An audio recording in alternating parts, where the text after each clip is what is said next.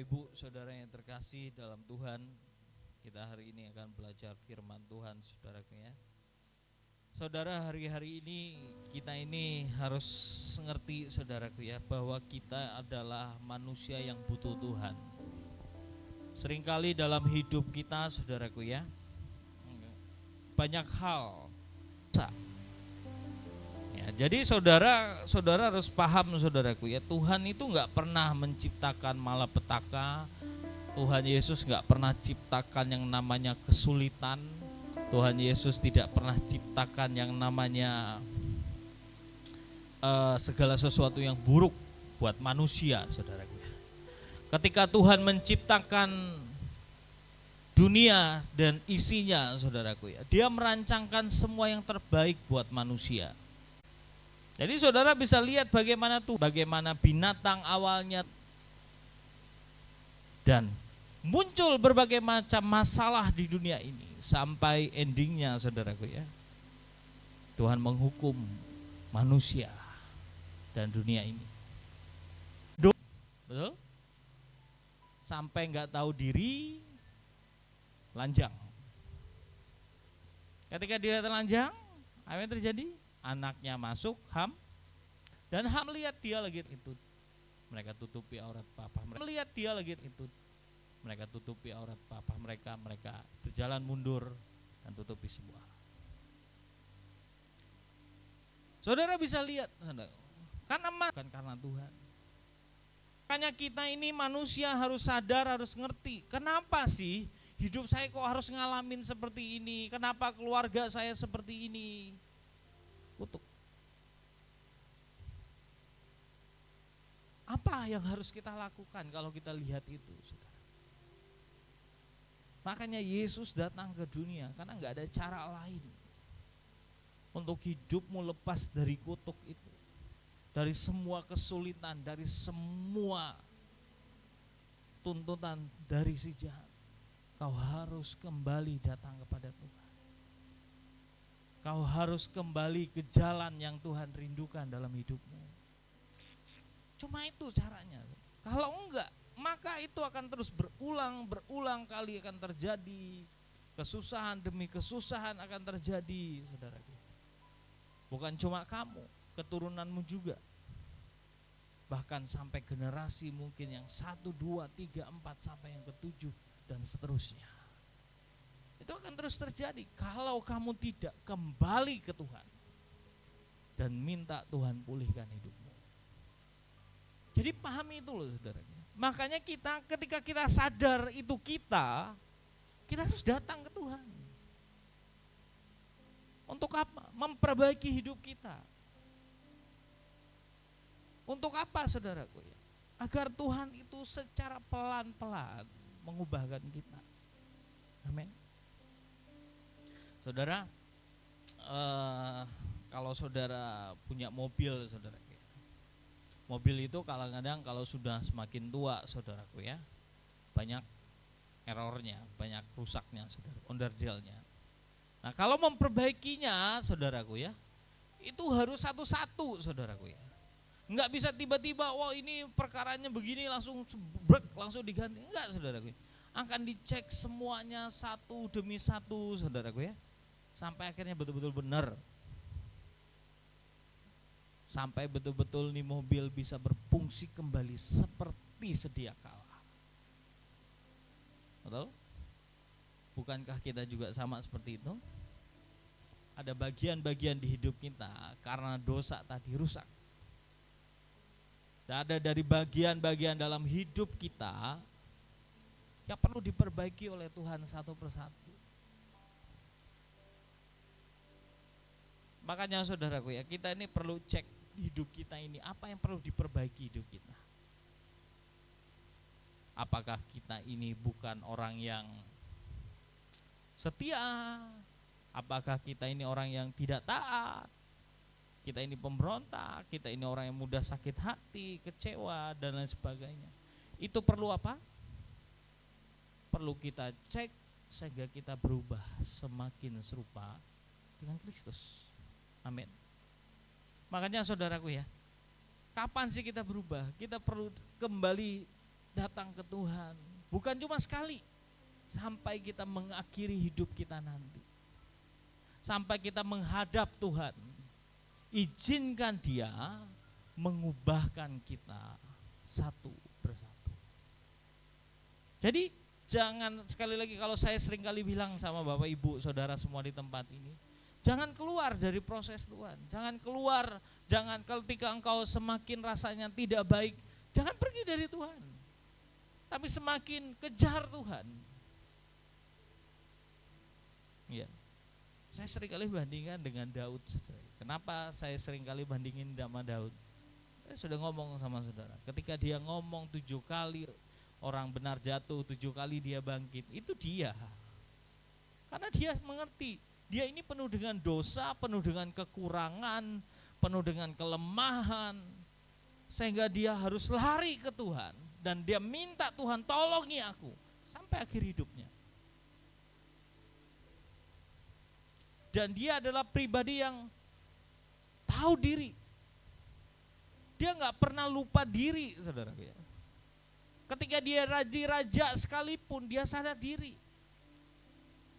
Coba saudara bisa lihat lah, yang di Alkitab, saudara, raja-raja Yehuda, raja-raja Israel, mereka diangkat Tuhan, Tuhan pesankan sesuatu buat mereka.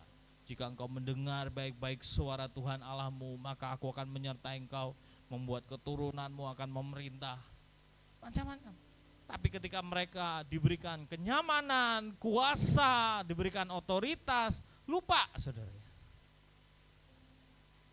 Karena semua yang diberikan itu, akhirnya apa? Tuhan kirim penjajah, Tuhan kirim orang Babel, Tuhan kirim orang Asyur, Tuhan kirim orang Filistin, saudara, untuk ngingatin mereka. Tapi Daud, saudara, coba lihat, di zaman Daud tidak ada satupun musuh yang tahan berdiri di hadapan dia.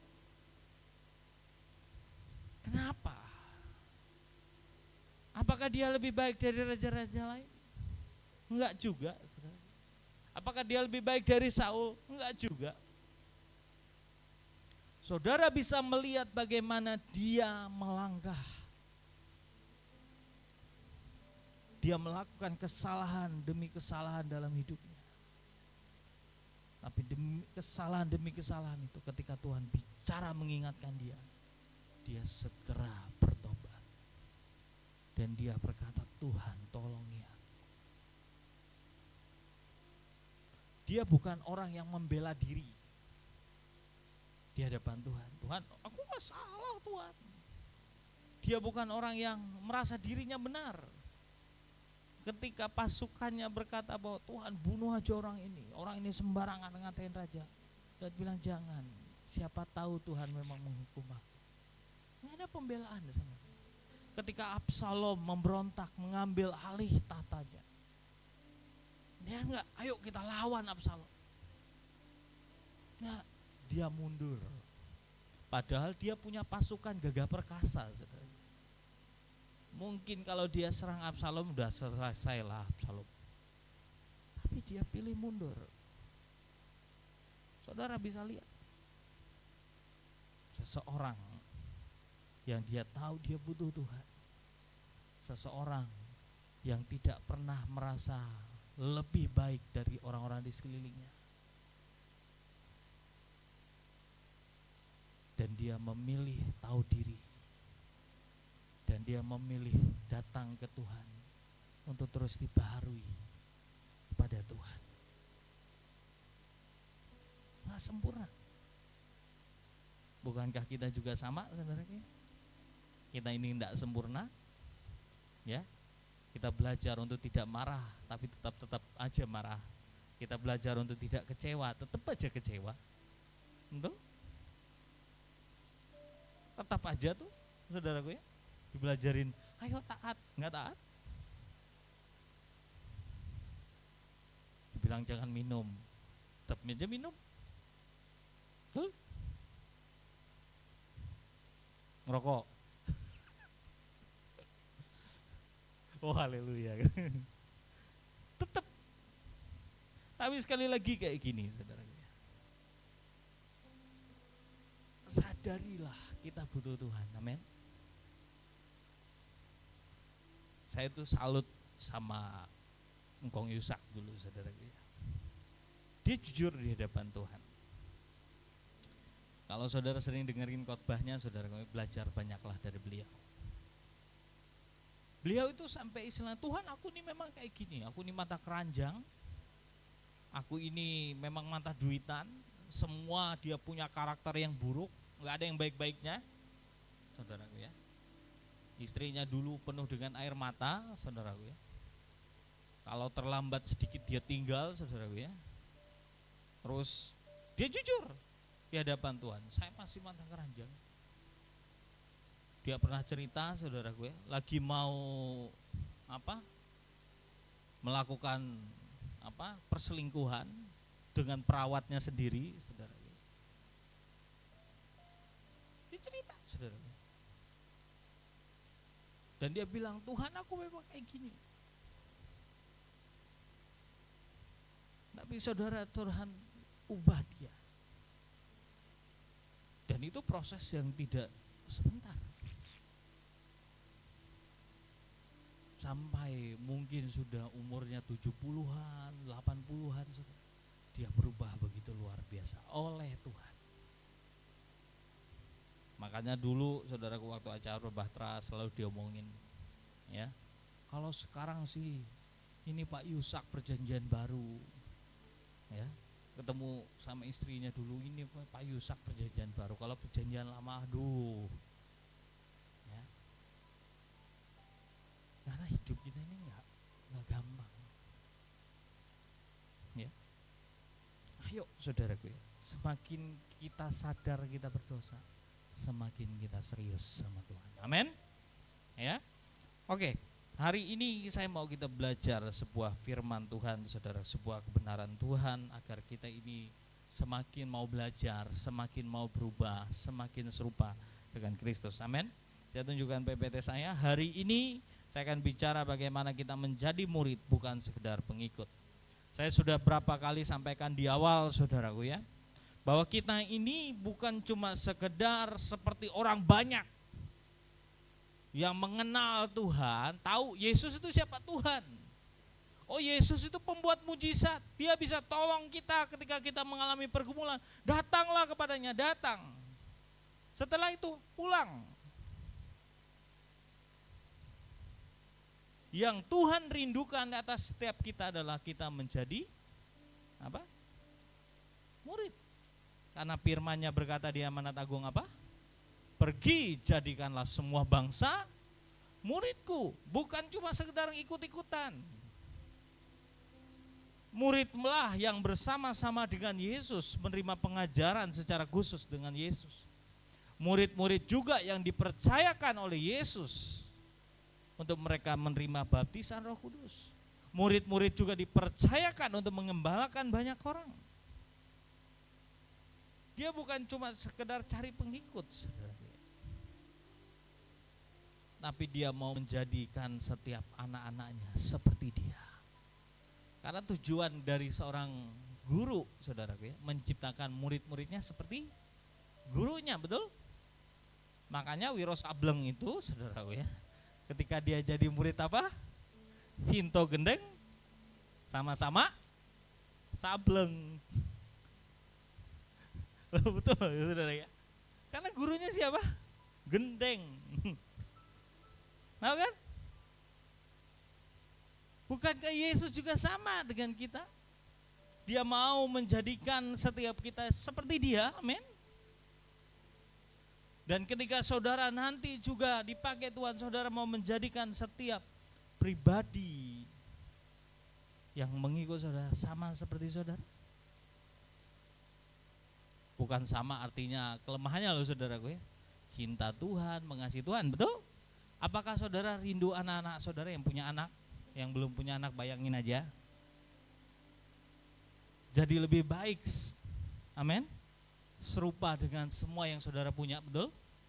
Gak mungkin kan saudara bayangin anak-anak, tolong nak ya nanti ya jadi berandal kayak papa. Gak mungkin kan? Ada. Sama, Yesus juga sama. Dia punya kerinduan yang sama. buat semua orang yang mengikuti dia. Amin. Makanya nggak bisa cuma jadi pengikut. Kalau jadi pengikut itu nggak bisa diajarin. Lanjut. Nanti kita akan baca Filipi 2 ayat 1 sampai 11. Saudaraku ya. Target Tuhan bagi kita bukan hanya jadi pengikut atau followers, saudaraku ya, tetapi jadi murid Tuhan. Amin.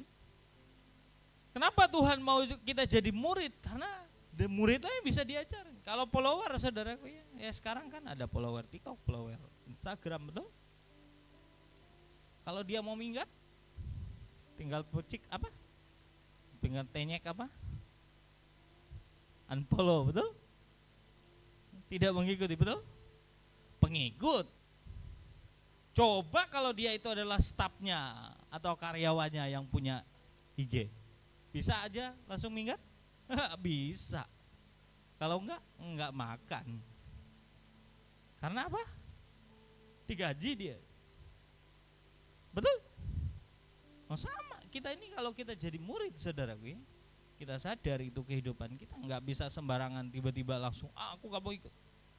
Ya, pengikut mengikuti hanya jika kita merasa suka atau cocok. Jika tidak suka atau cocok maka tidak ikut. Makanya saudaraku ya, kita ikut Tuhan itu kalau saudara cuma sekedar jadi pengikut, ya kalau cocok puji Tuhan, nggak cocok ya udah tinggalin. Tapi kalau jadi murid, saudara lanjut. Cocok atau tidak cocok tetap harus ikut.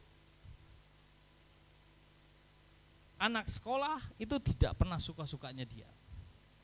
Enak tidak enak, gampang atau sulit, harus tetap masuk kelas, betul?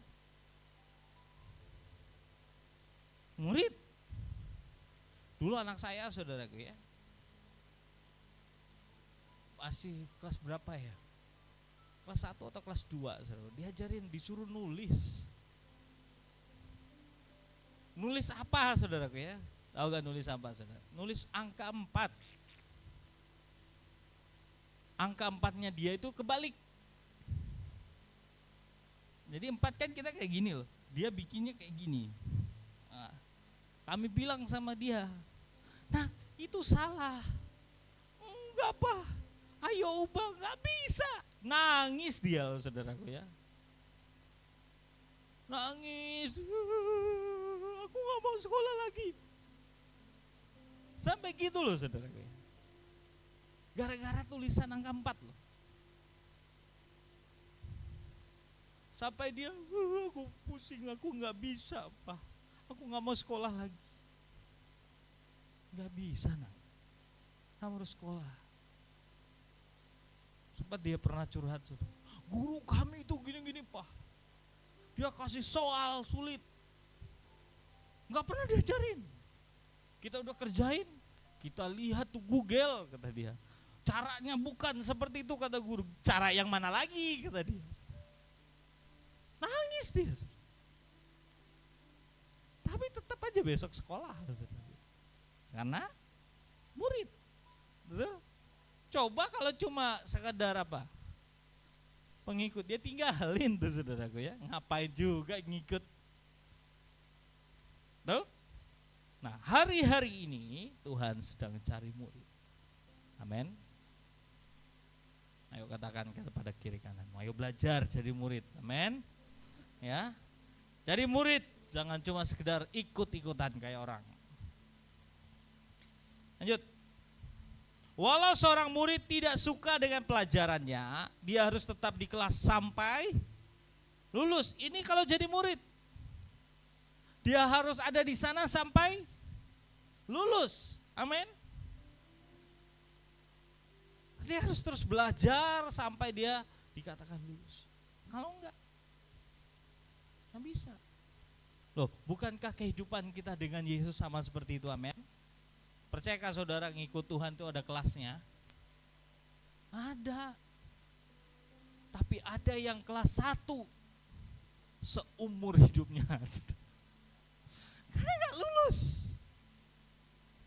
Loh, ada kan kenyataannya kayak gitu kan? Kelas 1 aja. Disuruh belajar baca gak bisa baca. Disuruh belajar berhitung gak bisa berhitung. Ayo. Tapi apakah Tuhan keluarin dia dari sekolah? Enggak, tetap di kelas itu aja, saudara ya. Kalau di Indonesia gampang lah, kalau mau naik kelas, nggak naik kelas, pindah sekolah. Ya, ya ada plus minusnya sih, saudara ya. Yang saya salut di Indonesia ini, kalau saudara mau berhasil, sukses, dapat jabatan, promosi, harus punya orang dalam. Nah, prinsip Alkitab itu loh, saudaraku ya. Kita bisa masuk surga menikmati yang baik karena ada orang. Siapa orang dalamnya? Tuhan Yesus, saudaraku ya. Nah, itulah yang bisa ditiru sedikit lah, saudaraku ya. Prinsip kerajaan surga. Puji Tuhan lah. Ya. Menjadi murid artinya ada kenaikan kelas. Jika kita lulus, dia akan bawa naik ke level berikutnya. Makanya dalam hidup kita ini ada ujian, amin. Ada ujian, proses yang harus kita hadapi. Gampang nggak? Nggak gampang juga. Tapi kalau saudara belajar, saudara pasti bisa. Kalau saudara semakin dekat sama Tuhan, Tuhan angkat saudara. Loh, bukankah Daud juga alami yang sama? Proses demi proses yang dia alami sampai dia naik ke tingkat. Ketika dia diurapi jadi raja, apakah dia langsung jadi raja? Tidak. Dia harus jadi pembawa senjata buat Saul. Dia harus diinjak Saul. Dia harus ngalamin yang namanya pengejaran oleh Saul. Belum berhenti sampai di situ, dia kumpul sama orang-orang yang apa? Lagi terlilit utang, lagi punya masalah. Ayo saudara lihat. Ini dia mimpin orang-orang yang semuanya punya problem. Dan tidak semua orang yang tunduk sama dia. Saudara bisa lihat lah, Yoab itu seumur hidupnya enggak tunduk sama Daud. Ayo, korban perasaan enggak? Tapi dia lulus.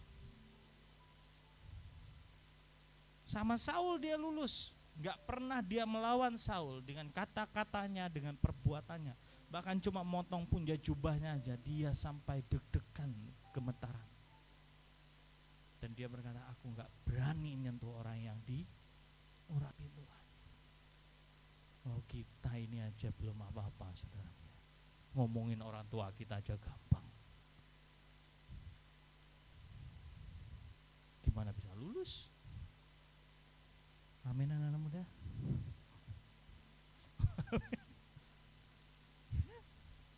Makanya masih aja SD.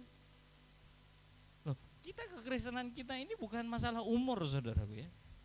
Kekristenan kita ini kalau Tuhan bilang gak naik, ya gak naik, saudaraku ya. Mau kelas 1 aja sampai umurmu 100 tahun juga.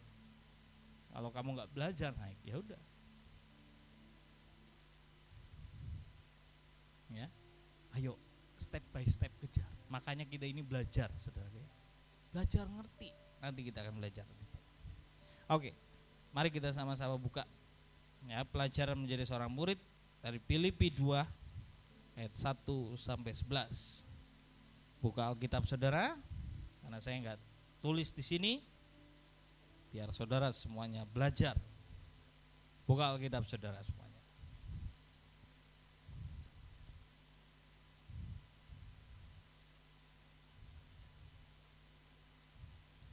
Saya mau kita baca bergantian, nggak usah dimunculin di atas, biar buka punyanya masing-masing. Filipi 2 ayat 1 sampai 11. Saya baca ayat yang ganjil, saudara baca ayat yang genap. Dengan keras ya, amin. Semuanya murid Tuhan di tempat ini, amin. Ya, ini Bapak Guru lagi mimpin. Ya, saudara ya. Firman-Nya berkata, ini perikopnya nasihat supaya bersatu dan merendahkan diri seperti Kristus. Jadi karena dalam Kristus ada nasihat, ada penghiburan kasih, ada persekutuan roh, ada kasih mesra dan belas kasihan.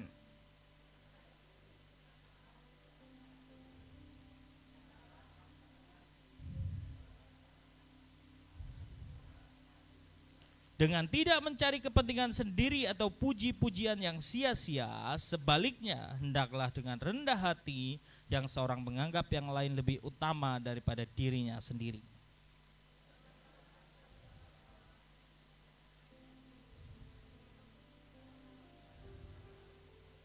Hendaklah kamu dalam hidupmu bersama menaruh pikiran dan perasaan yang terdapat juga dalam Kristus Yesus.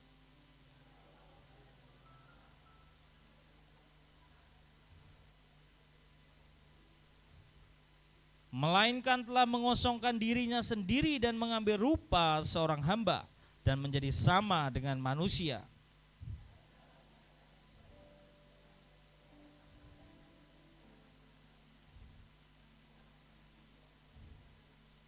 Itulah sebabnya Allah sangat meninggikan dia dan mengaruniakan kepadanya nama di atas segala nama.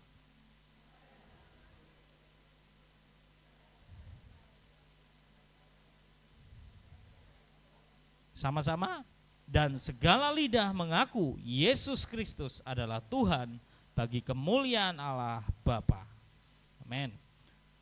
Kita akan belajar saudaraku ya dari apa yang Tuhan Yesus punya, yang harus kita ikuti agar kita bisa menjadi murid yang berkenan di hadapan Tuhan. Yang pertama, ya, dari Filipi 2 ayat 3a berkata dengan tidak mencari kepentingan sendiri. Ya, semua yang kita buat fokusnya untuk diri sendiri, tetapi Tuhan mengajarkan sebaliknya. Kalau kita mau jadi murid, kita diajarkan untuk tidak fokus kepada diri sendiri, tetapi mencari kepentingan orang lain. Loh, saudara, saya itu seringkali mikir, saudaraku ya, Tuhan, hidup kami ini seringkali mikirin ya apa yang kami makan, apa yang kami pakai dan lain sebagainya, saudara. Semua tentang diri kita. Tapi di Alkitab nggak pernah diajarin. Di Alkitab itu diajarinnya apa? Mengasihi Tuhan, terus mengasihi sesama, betul? Terus diri kita gimana? Ayo. Saudara baca Alkitab kan? Tunjukin buat saya. Ada gak firman Tuhan yang ngajarin untuk kita mementingkan kepentingan kita sendiri atau mengasihi diri kita sendiri? Ada gak? Gak ada. Betul? Terus apa yang kita lakukan? Kenapa Tuhan? Saya tuh sempat berpikir lah dulu, saudara, kalau saya nggak masuk akal, Tuhan, saya harus jadi berkat buat keluarga saya belum kenal Tuhan, belum mengasihi Tuhan, saya harus seperti apa? Saya ini ngunjungin jiwa-jiwa, ada orang yang punya problem, masalah, saya perjuangkan masalahnya, gimana caranya nolong dia sampai dia bisa kenal Tuhan. Tapi keluarga saya, adik saya, kakak saya, gimana Tuhan? Apakah saya kurang menginjili mereka? Percayalah, enggak kurang. Tapi percayalah, seorang nabi ditolak di mana? Di rumahnya sendiri. Saya mau ngomong apapun, mereka enggak percaya. Mereka enggak peduli. Akhirnya apa? Saya enggak tahu, tiba-tiba Tuhan tuh bicara di hati saya. Kamu lakukan apa yang aku mau. Urusan keluargamu, urusanku. Dan saya lihat itu, makanya saudaraku ya, kamu melayani Tuhan, Tuhan akan layani keluargamu. Kamu lihat kebutuhan orang lain, Tuhan akan cukupkan kebutuhanmu. Kalau kamu berusaha mati-matian untuk memenuhi kebutuhanmu, percayalah Tuhan akan memenuhi kebutuhan orang lain. Karena yang sudah nolongi kamu siapa? Ayo, siapa? Kamu sendiri. Betul? Loh, prinsipnya aneh gak? Tapi itu hukum kerajaan. Kamu mau usaha, makanya ya, saudara turun tangan, Tuhan angkat tangan. Karena yang sudah nolong saudara siapa? Saudara sendiri. Betul? Tapi kalau saudara angkat tangan, Tuhan yang turun. Karena Tuhan tuh gak mau dibantu oleh kita. Paham? Tuhan tuh gak mau lihat keringat manusia.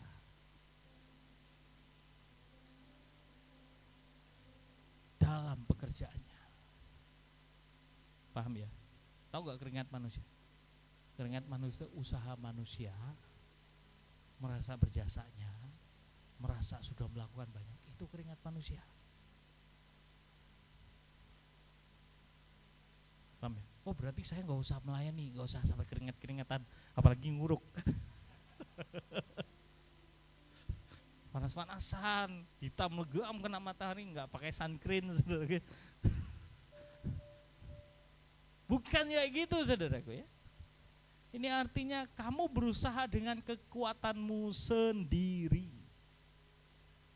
Makanya saudaraku ya, kalau kamu mau melihat keluargamu diberkati, bantu orang lain. Amin. Kalau kamu punya, nabur. Lihat orang yang membutuhkan, ayo berkati mereka. Tuhan akan membalasnya dengan memberkati hidupmu. Amin. Loh, saya lihat itu loh saudara. Bagaimana Tuhan pelihara hidup kami. Melihat orang kesusahan, kita bantu. Dan Tuhan perhatiin. Coba kalau saya, aduh, mengasihi diri sendiri, berusaha seperti apa, enggak akan ada jalannya. Aneh kan? Aneh prinsipnya. Makanya firman Tuhan katakan orang yang menghemat akan kekurangan. Tapi orang yang akan menabur, dia akan menuai. Dan dia sedang memiotangi siapa? Tuhan. Bisa-bisanya kita memiotangi Tuhan, ya kan? Loh, tapi Alkitab tulisin loh. Kamu bantu orang kesusahan, kamu memiotangi Tuhan loh. Ya, kalau kamu memiotangi Tuhan, Tuhan gak akan berutang sama engkau, dia akan tolong engkau. Makanya Tuhan bilang, jangan cari kepentinganmu sendiri. Amin. Udahlah, kepentingan kita itu diabaikanlah. Melayani Tuhan, layani sesamamu. Tuhan akan mendahulukan engkau. Amin. Di level murid fokusnya bukan ke dalam, tapi coba membuat sesuatu untuk Tuhan dan kepentingan orang lain. Ya, ayo belajar sama-sama. Kalau kita mau jadi murid, fokusnya Tuhan dan kepentingan orang lain. Makanya kita dipanggil di tempat ini, ayo melayani Tuhan, amin. Ayo lakukan semua untuk Tuhan. Percayalah kalau kamu melayani Tuhan, saudaraku, kau gak akan pernah melihat Tuhan gak tolong hidupmu. Pasti Tuhan tolong. Ketika engkau melayani bahkan tidak diupah sekalipun, Tuhan gak pernah berhutang buat engkau. Tuhan akan membalas yang terbaik buat hidupmu. Ingat loh ya, Tuhan itu Tuhan yang mengingat. Mungkin hari ini kamu kerja melayani Tuhan, kamu lakukan yang Tuhan mau, pengorbananmu. Mungkin hari ini kau gak nikmatin ini, tapi Tuhan akan balas buat anak cucumu. Saudara akan lihat blessing, favor Tuhan buat setiap orang-orang yang mau melakukan. Janji Tuhan, waktu Petrus nanya sama Tuhan kan, Tuhan apa yang kami terima, kami sudah tinggalkan keluarga kami sudah lakukan ini. Tuhan bilang apa? Kamu akan menerima 100, ya, 60, 100 kali lipat. Bukan cuma apa katanya? Bukan cuma di sorga, tapi di dunia ini, di bumi ini kamu akan terima. Tuhan tuh gak pernah berubah. Tapi ya kalau saudara ya malas-malasan, ya Tuhan suruh apa kamu gak mau lakuin, ya fokus kepada dirimu sendiri, kamu gak akan mendatangi Tuhan. Ya udah, sampai titiknya kamu habis, baru kamu sadar. Ya, lanjut. Yesus tidak cari keuntungan diri sendiri, tetapi dia buat untuk orang lain supaya diselamatkan. Tuhan Yesus sudah tahu apa yang harus dihadapi dalam melaksanakan karya keselamatan, tetapi dia jalani dengan rela, padahal tahu bahwa tidak ada yang baik yang akan dia lewati dari lahir hingga matinya. Saudara bisa lihat kan apa yang Yesus lakukan? Dia tahu ketika dia jadi manusia, jalannya tuh gak akan mudah. dia harus mati di atas kayu salib, dia tahu semuanya. Dia akan diludah, dia akan dikatain sesat, dia akan dikatain segala sesuatu yang buruk, dia tahu. Tapi dia pilih untuk mengenyampingkan keinginan dirinya untuk melakukan kehendak Bapaknya di sorga. Akhirnya apa? Tuhan angkat dia, punya nama di atas segala nama, betul? Segala kuasa di bumi dan di sorga diserahkan kepada siapa? Yesus. Coba saudara lihat, yang dia terima apa? Jadi percayalah, kalau kau serahkan semuanya, kepentingan dirimu sendiri ke Tuhan dan sesamamu, kamu akan terima. Amin. Ayo belajar agar kita ini tahu dan hidupmu diberkati dengan limpahnya oleh Tuhan. Mari belajar saudaraku, mulai peduli atau care kepada orang lain. Saat kita mulai peduli kepada orang lain, disitulah letak kepuasan yang paling dalam. Sebaliknya saat hidup kita egois untuk diri kita sendiri, kita tidak akan pernah puas. Ini cerita pasangan suami istri hamba Tuhan saudaraku ya, di daerah, waktu saya ke daerah. Mereka ini sudah lumayan saudaraku ya. Waktu itu mereka cerita kayak gini. Pak Riki, kami ini punya kebiasaan di mobil, itu biasanya kami taruh mie, terus ada kopi, gula, ya, dan selalu kami isi di mobil. Jadi karena mereka ini di daerah ya, kadang-kadang kami itu kalau jalan tiba-tiba ada orang tua atau siapapun jalan dari kebun mereka bawa bakul dari kami, berhenti, kami kasih mereka mie, terus gula, kopi. Dan dia bilang, saya tuh sukacita Pak Riki ngerjainnya, karena saya tuh ngerasa bahwa ada sebuah kepuasan gitu, bisa jadi berkat buat orang-orang ini. Dan mereka punya kebiasaan di pelayanannya saudaraku, setiap bulan mereka ngumpulin beras, ngumpulin Indomie atau apapun lah saudaraku, sembako, kumpulin dan itu dibawa. Mereka bawa ke jemaat yang kekurangan dan juga orang-orang di sekeliling. Ya. Itu luar biasa menurut saya saudaraku. Karena kenapa? Mereka tidak memikirkan diri mereka, tapi belajar mikirin orang lain. Yang saya lihat hidup mereka bukan makin kekurangan, tapi saya melihat berkat yang mereka terima makin besar. Ya. Kita ini mesti belajar untuk itu. Amin. Agar Tuhan bisa tolong kita. Belajar untuk jadi murid itu tuh kayak gitu. Kita belajar meletakkan semuanya agar kepentingan Tuhan, kepentingan orang-orang di sekitar kita bisa terjadi seperti yang Tuhan mau. Amin. Yang kedua, tidak mencari pujian yang sia-sia. Filipi 2 ayat 3b, pujian yang sia-sia. Kita semua suka dipuji. Amin. Oh, enggak ada amin. Dan kita memang membutuhkan pujian, tetapi ada pujian yang tidak berguna. Saudara semua suka dipuji enggak? Yang suka dipuji angkat tangan. Oh, yang enggak angkat tangan kan suka dipuji biasanya. Ya, amin. Ya. Istri enggak suka dipuji suaminya. Ih, kamu cantik mah. Gombal. Suka enggak? Ih, mama baik banget. Aku enggak butuh pujian. Wes. Keren saudaraku ya. Anda sangat manusia surgawi. Kalau saya butuh pujian saudaraku ya. Tapi pujian apa dulu? Pujian ini harus saudara kasih, amin, ke pasanganmu, ucapin terima kasih. Karena manusia ini mau di mana-mana butuh pujian. Tapi kalau kamu dipuji, jangan tinggi hati. Dipuji, terima kasih Tuhan. Pujiannya buat siapa? Loh, Ketika kamu dipuji kan, Ki kamu ganteng banget Ki.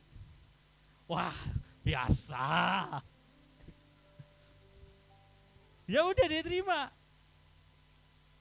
Loh, saya mau tanya sama saudara, saudara kerja keras dan lain sebagainya, butuh dipuji nggak? Jujur. Butuh kan? Nggak ada manusia di dunia ini yang nggak butuh dipuji. Semuanya dipuji. Tapi yang dikatakan yang nggak boleh itu apa? Pujian yang sia-sia. Pujian yang sia-sia itu apa? Saudara cari itu begitu rupa. Dan itu jadi tujuan saudara. Saudara melayani biar orang puji saudara. Saudara kerja biar dipuji oleh bos. Makanya digunakan segala cara. Sampai muka harus dibikin 2. Lidah harus basah. Biar apa? Dipuji. Ya. Karena katanya ya, kalau mau berhasil dalam dunia kerja harus punya muka minimal 2. Katanya ya. Sehingga orang semuanya punya muka 2. Di depan bos, oh bos baik. Di belakang, asal berapa itu? Ngeri. Hidup kita bukan untuk cari pujian. Karena kalau kamu cari pujian, itu berbahaya hidup. Ketika kamu gak dapat pujian, kamu akan marah, kamu akan pahit, kamu akan kecewa. Itu yang membuat banyak orang akhirnya jatuh, ninggalin Tuhan. Dia sakit hati semua banyak orang. Ya. Biarkan pujian itu datang karena dari ketulusan orang lain. Amin. Enggak usah saudara cari. Percayalah seperti ini, kalau kamu kerja benar, kamu akan terima pujiannya. Ingat, upahmu bukan dari manusia. Upahmu dari siapa? Tuhan. Loh, bukankah Yesus itu dipuji oleh Bapaknya sendiri? Bukan karena dia cari? Loh? Inilah anak yang kukasih, kepadanya lah aku berkenan. Dan Tuhan berkata bahwa inilah anak yang menerima kuasa di bumi dan di surga. Itu semua datang dari Tuhan. Bukan karena dia cari-cari, enggak. Amin. Kalau kita jadi istri yang baik di rumah, bukankah pujian akan keluar dari suamimu? Betul? Kalau suami bertanggung jawab, dia kerja, dia hormati istri dan anak-anaknya, apakah dia akan dapat pujian dari anak-anak dan istrinya? Ya, pasti. Anak-anak kalau dia belajar mengikuti taat dengan orang tua, hidup benar, apakah dia akan terima pujian dari orang tuanya? Pasti. Ya, anakmu keren, anakmu tuh baik. Betul? Jadi gak usah dicari, itu akan pasti dikasih. Buat orang-orang yang melakukan yang benar. Amin. Tapi sekali lagi, kalau kita dipuji jangan tinggi hati, langsung merasa lebih pintar dari orang lain, merasa lebih baik dari orang lain. Semuanya harus kembali ke siapa? Tuhan. Makanya kalau saudara dipuji, wah tadi luar biasa melayani, puji Tuhan. Artinya apa? Pujiannya bukan ke diri kita, tapi kembali ke siapa? Tuhan. Makanya dibilang puji Tuhan, kembali ke Tuhan. Tapi kalau kamu biasa, masuk ke dirimu loh, itu kejatuhan.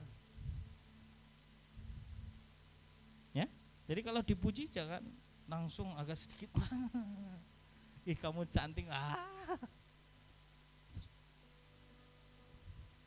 ya. Banyak orang yang hidupnya bergerak hanya karena pujian, padahal begitu kita merasa bangga karena pujian, upah kita habis. Saudara, orang yang mencari pujian banyak yang akhirnya kehilangan upah. Ngerti gak? Ini saya ngajarin hukum rohani. Ya, makanya saudaraku, kalau kamu melakukan segala sesuatu, bawa kembali ke Tuhan. Tapi kalau kamu cari pujian, orang bilang, wih tadi WL bagus ya suaranya, wah biasa. Ya. Upahmu sampai di mana? Sampai di pujian itu tadi aja, udah selesai. Tapi kamu akan kehilangan upah di mana? Di sorga. Betul gak? Makanya Tuhan bilang apa? Kalau kamu ngadain pesta, undang siapa? Orang-orang miskin, betul? Orang-orang yang kamu tahu dia gak bisa balas perbuatanmu. Buat apa? Ada yang tahu? Buat apa? Agar Bapamu di sorga membalas apa yang kamu perbuat. Makanya saudaraku, kalau mau berkatin orang, cari orang-orang yang gak bisa balas. Makanya kalau kamu melayani gak ada yang muji, puji Tuhan. Siapa yang akan kasih pujian? Bapakmu di sorga. Bukan cuma pujian, tapi berkatnya. Makanya saya bersyukur loh saudaraku, kalau saya melayani gak dikasih apa-apa, terima kasih Tuhan. Bahkan gak ada yang, wih terima kasih ya sudah berkati kayak gini, kayak gitu. Puji Tuhan buat saya saudaraku ya. Makanya saudaraku ya, saudara nyapu, saudara mempersiapkan tempat ibadah ini, mungkin gak ada yang bilang terima kasih ya udah nyapu. Yesus yang terima kasih nak ya, sudah nyiapin berkatmu, kamu akan terima. Tapi kalau kamu cari, aku sudah capek-capek nyapu, gak ada yang bilang terima kasih, gak ada yang bilang aku cantik, gak ada yang bilang aku keren. Marah kamu pulang ke rumah saudaraku ya, emosi, sudah gak dapat upah saudaraku, dapatnya apa? Kepahitan. Selesai. Tapi kalau kamu belajar, kamu lakukan, gak ada yang bayar, gak ada yang upah, gak ada yang bilang terima kasih. Upahmu dari sorga. Amin. Saya sering gambarin sama saudara ya. Makanya saudaraku ya, saudara ngerti ya, kamu bekerja buat Tuhan, melayani Tuhan, upahmu pasti kamu terima. Mungkin tidak dari gereja atau dari orang-orang sekelilingmu atau dimanapun engkau bekerja, tapi tiba-tiba ada orang yang mungkin nelpon saudara, Pak, saya nggak tahu di hati saya harus berkati Bapak. Saudara mau nikmatin ini? Saya sedang ngajarin anak saya menabur. Saudara. Kemarin mereka nabur, saya nggak tahu. Ya, pemimpin mereka bilang nabur buat apa nih? Saya ke Israel biar ngambil bagian, saudaraku ya, untuk Januari. Ya, itu kembali ke masing-masing. Saudara silakan doa. Ya. Dia belajar untuk kasih perpuluhan. Tadi dia cerita saudaraku, dia belanja kemana? Ke Indomaret. Saudaraku, dia punya uang, dia mau bayar, tiba-tiba ada kakek tua mau beli apa nah? Beli susu. Tiba-tiba saudara ya, orang itu bilang, udah biar Bapak aja yang bayar. Jangan ambil satu, ambil lagi satu, ambil dua. Dia bilang, aku gak tahu siapanya Pak. Percayakah saudara itu berkat Tuhan? Saudara mau gak mengalami keajaiban-keajaiban seperti itu? Caranya apa? Layani Tuhan. Amin. Tiba-tiba ada orang yang gak tahu, aku kok rasanya mau memberkati diri kamu. Tapi kalau kita saudaraku ya, mencari, berusaha, bahkan. Tapi kalau kamu melayani dengan tulus, kamu letakkan, itu keajaiban-keajaiban yang tidak terduga akan sering kamu terima. Amin. Ayo lakukan, makanya saudaraku ya, layani Tuhan, lakukan semuanya agar kau terima upah dari Bapakmu di sorga. Kalau ngeharapin gaji saudaraku ya, saudara kan seringkali kita ini punya gaji ya, ya. Saya sampai hari ini aja ada persembahan kasih dari gereja buat saya. Tapi percayalah sudah hampir 8-9 bulan ini nggak dikasih oleh bendahara. Enggak ngadu saudaraku ya. Tapi apa saya masih hidup hari ini? Masih hidup saudaraku ya. Masih makan enak kok. Percayalah saudaraku. Saya enggak terlalu mikirin itu. Jujur saudara. Tapi saya lihat berkat Tuhan, upah yang saya terima dari Tuhan lebih dari cukup. Kalau saya mikir saudara, gimana? Saya tuh nggak tahu saudara, tiba-tiba ini pergi ada berkat buat Bapak. Padahal kalau saya melayani saudaraku ya, orang kasih persembahan kasih, itu wajar betul? Ini enggak, kadang-kadang saya cuma duduk. Ini ada berkat buat Bapak. Saya cuma duduk ngantarin orang naik mobil, saya nggak nyetir, dikasih. Saya cuma mikir apa?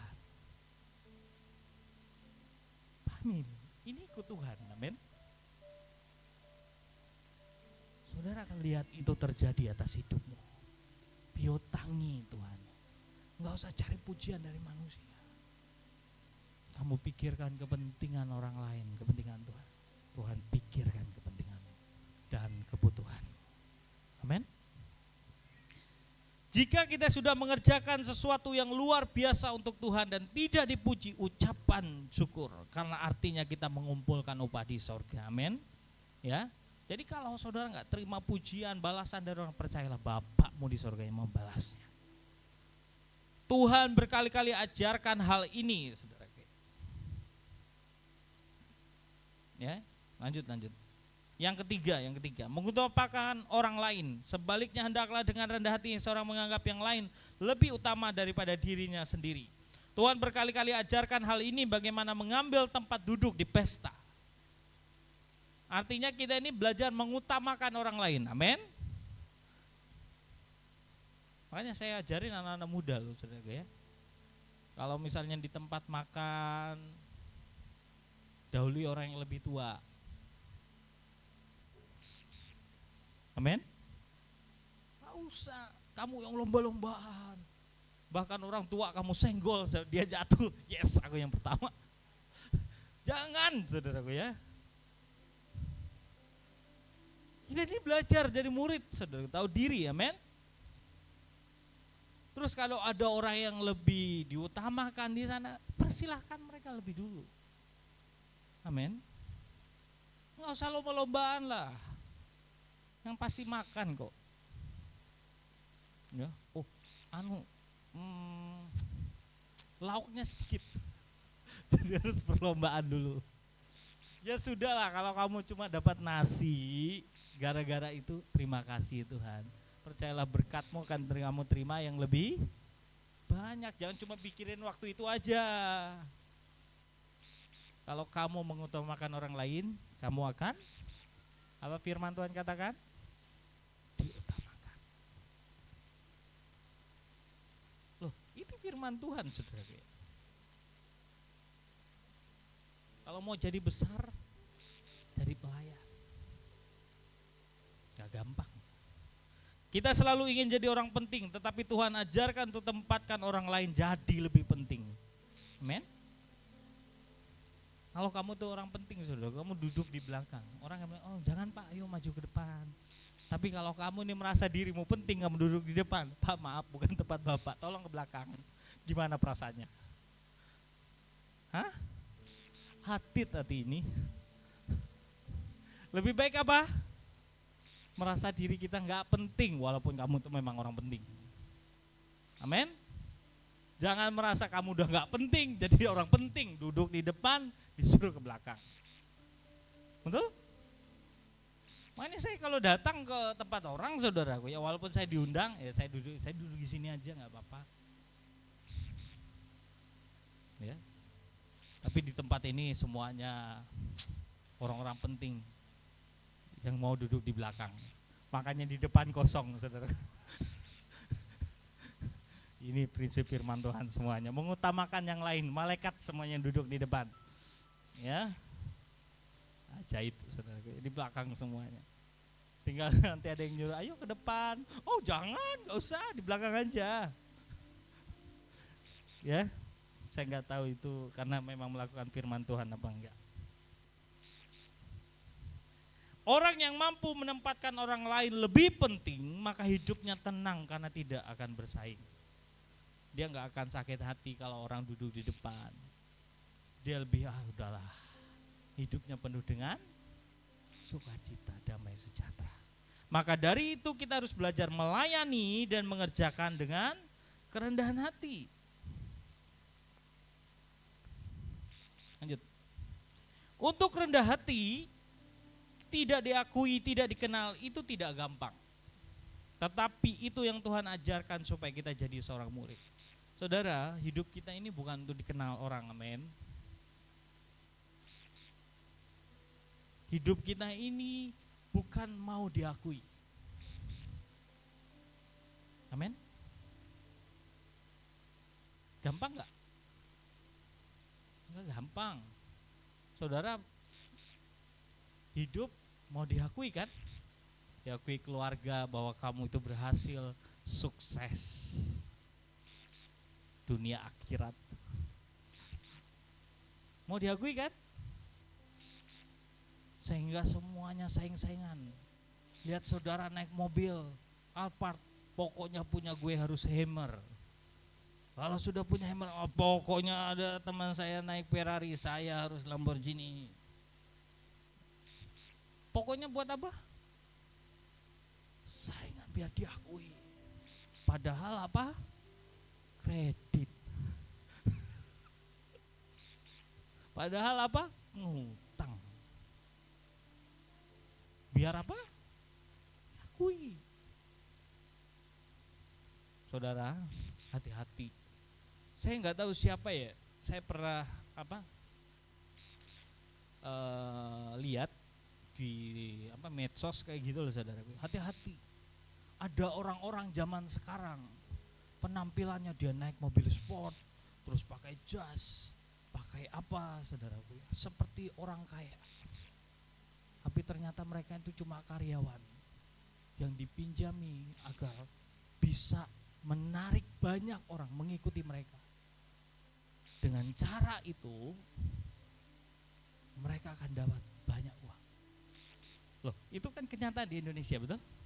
Bahkan saya lihat di media sosial orang-orang Malaysia. Jadi ini untuk ya hampir sama lah yang katain murah banget gitu loh, saudara. Jadi dia tunjukin semuanya, dia naik pesawat jet. Ternyata pesawat jet itu memang digunakan untuk branding usaha orang, saudaraku. Dia naik jet, terus naik mobil sport, saudaraku ya. Wah, dia ngambur-ngamburin duit. Dia sedang menunjukkan kepada orang, ayo ikut bisnis ini. Karena kalau kamu ikut bisnis ini, kamu akan nikmati seperti yang kami terima. Ternyata orangnya biasa aja, saudaraku ya. Mobil sportnya pinjaman, saudaraku. Uangnya juga uang yang bolak-balik itu aja digunain. Dan dia menarik banyak orang yang kepengen cepat kaya. Ternyata apa? Bodong. Ngeri loh, saudaraku ya. Nah, saya berharap kita tidak seperti itu, amin. Ya. Gak usahlah minta pengakuan. Cukupkanlah dirimu dengan apa yang ada padamu, amin. Percayalah, nanti akan Tuhan bawa peningkatannya.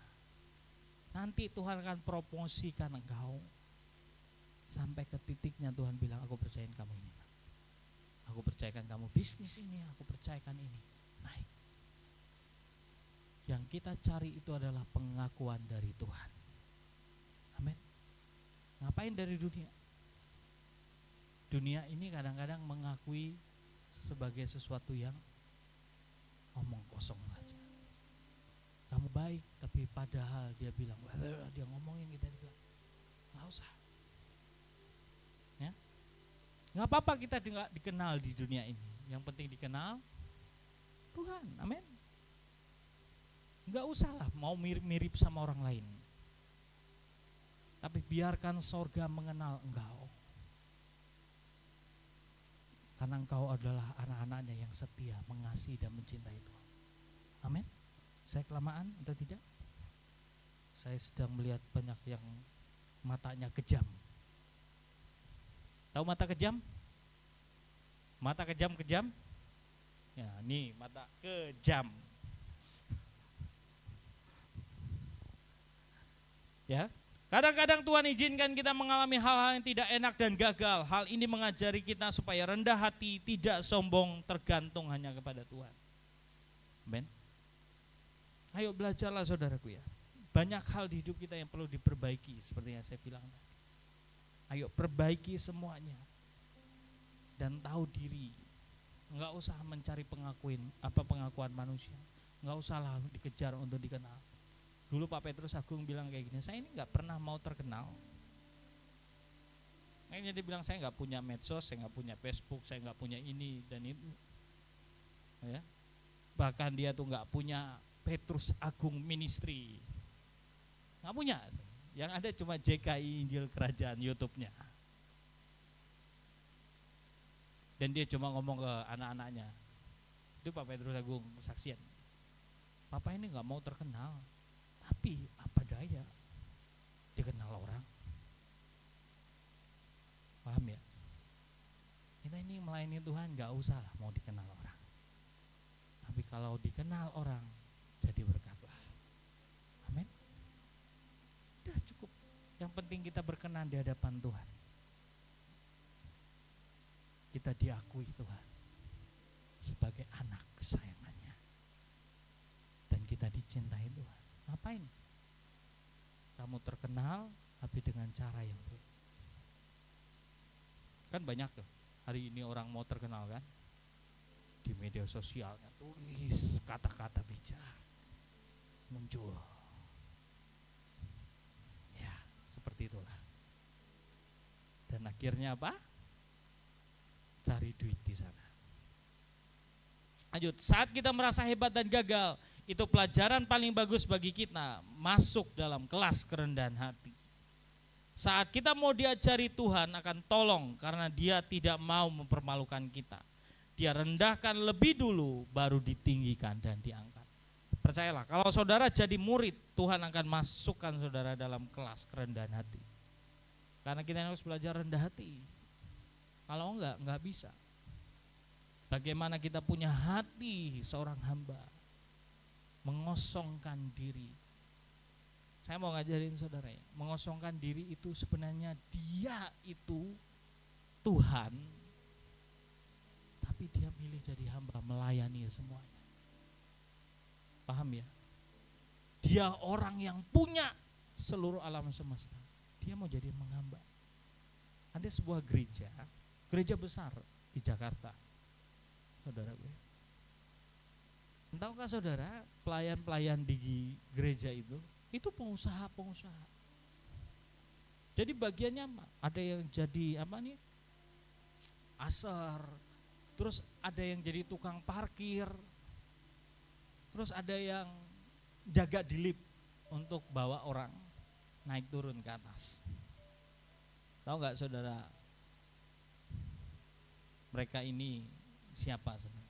Ini CEO yang punya perusahaan-perusahaan. Ada yang cuma nunggu di lift, saudara. Itu jam Rolex-nya harganya ratusan juta.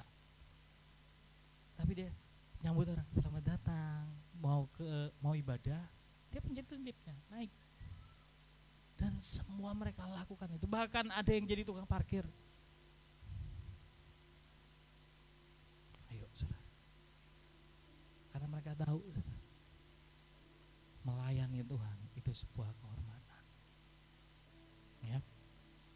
Jangan sampai kita ini yang enggak ada apa-apanya enggak mau melayani Tuhan. Ya. Mari belajar saudara. Untuk rendah hati itu enggak gampang. Tapi itu yang membuat engkau terima kemuliaan di sorga. Karena tidak ada di sorga itu orang yang menerima kemuliaan yang tinggi hati. Kalau saudara baca buku Rick Joyner di perpustakaan ada, saudara akan menemukan jubah yang tertinggi di sorga. Itu namanya jubah kerendahan hati. Dan setiap orang yang memakai, bentuknya enggak menarik sama sekali. Bentuknya itu seperti karung goni, tapi setiap orang yang lewat pakai baju itu, malaikat sujud hormat. Karena mereka tahu siapa orang ini. Ya. Dan itu menutupi semua kemuliaan yang kita terima. Sehingga kita sadar diri kita ini siapa. Ya. Jadi percayalah kalau Tuhan ajari kita kerendahan hati, Dia mau angkat kita. Amen. Yang terakhir, mempunyai pikiran dan perasaan Kristus. Hendaklah kamu dalam hidupmu bersama menaruh pikiran perasaan yang terdapat juga dalam Kristus Yesus.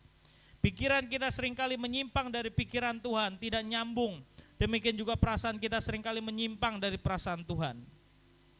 Terus memikirkan masalah terus-menerus dan stres tidak akan menyelesaikan masalah.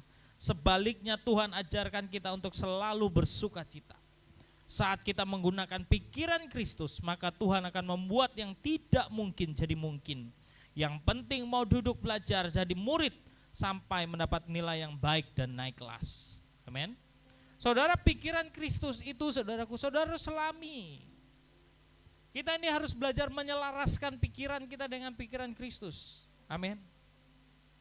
Karena kadang-kadang kayak gini, untuk mencapai pikiran Tuhan tuh sebenarnya nggak mungkin, tapi saudara harus selaraskan. Kadang-kadang kayak gini saudara, kita punya masalah, kita pikiri begitu rupa, betul? Sampai ya nggak bisa tidur, nggak apa saudara, karena kita ngusaha sendiri. Saya sering kali cerita sama saudara. Kadang-kadang saya ngadepin pergumulan, permasalahan, saya doa ke Tuhan, Tuhan nih gimana Tuhan? Apalagi dulu saudaraku untuk lunasin tanah gereja masih kurang sekitar 125 juta, uangnya nggak ada. Saya cuma bisa doa waktu itu dan saya serahkan, Tuhan gimana caranya Tuhan? Ngutang kah ini? Cari kreditan kah? Atau cari orang berduit kah? Pinjam dulu. Ini di pikiran saya manusia, saudaraku ya. Saya masih belum kayak malaikat lah, saudaraku ya. Tahu gak? Tuhan tolongi aku Tuhan. Tahu gak Tuhan bilang, kamu gak usah takut. Aku yang suruh ambil, aku yang tanggung jawab. Kamu berdoa. Terus kamu minta. Saya tahu saudara, iman saya ini perlu dibantu. Jadi saya nggak merasa diri saya kuat, saudara. Makanya saya bilang ayo jemaat semua kita berdoa. Saya ngomong sama orang-orang dekat, ayo kita doa semuanya. Kita harus lunasin. Saya ngomongin sama saudara seiman, pemimpin-pemimpin rohani, tolong doakan. Nggak tahu saudaraku, ada salah satu pemimpin rohani, saudaraku ya, dia ngomong, berapa Ki? 100 ya? Oh kalau 100 kayaknya masih bisa. Bentar ya. Loh saya nggak minta loh saudara. Saya cuma minta support, dukungan. Kasih. Saya nggak bisa saudaraku. Awalnya saya cuma, pikiran saya ini macam-macam. Tapi ketika saya selaraskan dengan yang Tuhan mau, doa, ajak semua doa. Udah saya doa. Dan bisa bayar. Saudara kalau mikir dengan cara manusia nggak mungkin. Paham ya? Selaraskan semuanya. Makanya kita ini perlu nyelarasin. Saya waktu kuliah saudaraku ya harus ngerjain dan itu harus dikumpul untuk nilai dan sebagainya. Tuhan cuma bilang tidur aja nak. Ya udah. Saya bilang saya berserah Tuhan. Tidur saya. Karena besok harus dikumpul nggak jadi, saudara. Dosennya nggak bisa datang. Itu luar biasa. Perasaan kita nih harus selaraskan sama Tuhan. Amin. Jangan mut-mutan. Tapi ayo perasaannya bisa ngerti hati Tuhan. Nanti kita belajar lebih jauh lah tentang bagaimana mengerti pikiran dan perasaan Tuhan. Saat kita menggunakan pikiran Kristus, saudara, maka Tuhan akan membuat yang tidak mungkin jadi mungkin. Yang penting saudara mau duduk belajar jadi murid ya, sampai mendapat nilai yang baik dalam kelas. Yang terakhir saudara bisa lihat, mampu melepaskan hak. Melepaskan hak tidak mudah, apalagi jika kita punya otoritas atau kekuasaan. Tapi kalau saudara bisa, saudara akan terima yang namanya kemuliaan. Tuhan Yesus punya otoritas dan hak untuk melakukan apapun, tetapi dia lepaskan otoritas dan haknya sebagai anak Allah demi penebusan dan menyelamatkan manusia. Kalaupun kita punya hak, kekuatan, otoritas, tidak perlu ditunjukkan, tetapi tetap tenang. Seringkali kita ini kan merasa kita punya posisi, punya uang dan lain sebagainya. Dan kita mau berusaha untuk orang itu mengikuti semua yang kita mau. Tapi kadang-kadang itu perlu dilepaskan. Untuk apa? Saudara bisa melihat Tuhan bekerja. Ya. Nggak usah. Kadang-kadang kita ini harus sadar, kita ini hamba. Hak kita pun perlu kita lepaskan. Harusnya kita harus menerima upah. Tiba-tiba apa? Kita nggak dibayar. Ya sudah, Tuhan, aku serahkan kepada Engkau. Percayalah saudara, kalau kamu meletakkan ini, Tuhan yang akan tolong kau. Tapi kalau kamu pertahankan, percayalah saudara, itu akan makin sulit. Loh? Kita ini kadang-kadang saudara, orang utang sama kita, betul? Kita berjuang seperti ini saudaraku ya. Tetap orang itu enggak apa. Ya udah, akhirnya apa? Saudara silakan. Udahlah. Percayalah, nanti saudara akan lihat Tuhan membalas. Karena anak-anak Tuhan kalau bekerja, enggak pernah Tuhan berutang sama dia. Walaupun orang jahatin, Tuhan ganti. Karena kita punya Tuhan. Amin. Gak apa-apa, lepasin aja. Tapi kalau kamu perjuangin ya udah. Ujungnya apa? Bisa kegagalan. Ya. Yang terakhir. Lanjut. Ini pelajaran. Tuhan ajarkan kita banyak pelajaran yang tidak mudah, sebab dia pernah melewati dan dia ingin mengajar kita hal yang sama. Karena jika dia tidak ajari kita, kita tidak akan bisa lulus, dan dia ingin kita lulus. Amin. Jika saat ini mau dididik dan mau jadi murid Tuhan, maka pada saatnya kehidupan kita akan ditinggikan, diangkat dan mendapat promosi. Jadi belajarlah saudaraku agar kita naik kelas. Duduk di kelas, belajar pelajaran yang tidak kita sukai sampai nilai kita bagus dan kita lulus. Amin. Ayo belajar, walaupun itu sulit, enggak mudah saudaraku ya. Tetap di sana belajar sampai kau lulus. Amin. Untuk lulus, saudara harus berpikir, saudara harus mengerti, minta hikmat Tuhan. Jadi murid, jangan cuma sekedar pengikut. Amin. Ayo kita belajar sama-sama, saudara. Dan ini bukan pekerjaan gampang, tapi percayalah, cuma murid-murid yang nanti akan mewarisi apa yang guru mereka punya. Kalau kamu pengikut, maaf, tidak dapat bagian. Paham ya? Kalau kita mau mewarisi semua yang dari Tuhan, jadi murid. Ilmu itu diwariskan dari guru kepada murid-muridnya, bukan kepada orang luar. Makanya Yesus mewariskan apa yang dia punya buat murid-muridnya. Dan siapa murid-muridnya hari ini? Kita semua. Amin. Bilang kepada kiri kanan saudara, saya murid Tuhan. Saya mewarisi apa yang guru saya punya. Amin. Mari tutup Alkitab saudara, kita berdoa.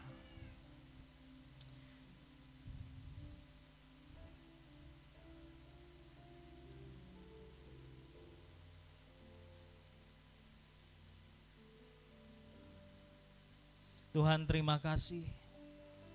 Hari ini kami belajar banyakkan firman-Mu.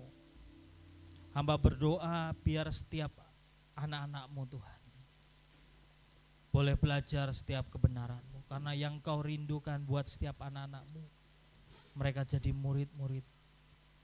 Mereka menjadi pribadi-pribadi yang mewarisi yang ilahi daripada-Mu Tuhan. Sama seperti yang Kau contohkan bagaimana Engkau setia kepada rencana Bapa di surga. Biar hari ini juga kami didapati menjadi murid-murid-Mu yang setia. mengerjakan semua panggilan, mengerjakan semua rencana Tuhan. Tuhan, hamba selesai dengan bagian hamba siang hari, tapi Engkau enggak akan pernah selesai buat setiap kami anak-anak.